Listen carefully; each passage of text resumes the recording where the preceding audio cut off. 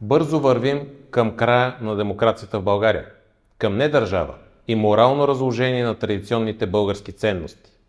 Днес всички партии са недемократични.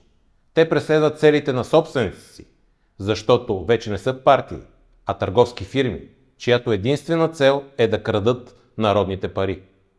Всичко това ни кара да се запитаме, възможно ли е да имаме работеща демокрация, която е изградена от недемократични субекти?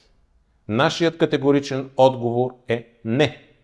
Налице е тежък срив на партийната система, като партиите продължават да се провалят в ролята си на посредник между гражданите и властта, защото са се превърнали в търговци.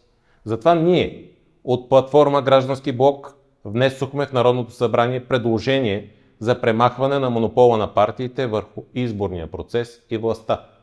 Това може да стане веднага, чрез премахването на член 12, алинея 2 от Конституцията на Република България и включването на възможността в изборите да участват и граждански организации. Това е единственият начин, по който можем да върнем гражданите в политическия процес, но не като гласоподаватели на същите провалени партии, а чрез активното им включване във властта. Целта ни е да върнем смисъла на политиката в България и да предложим реална гражданска алтернатива на партиите, които днес са част от проблема, а не от решението. Само така ще можем да изведем страната от безпътицата, в която се намира.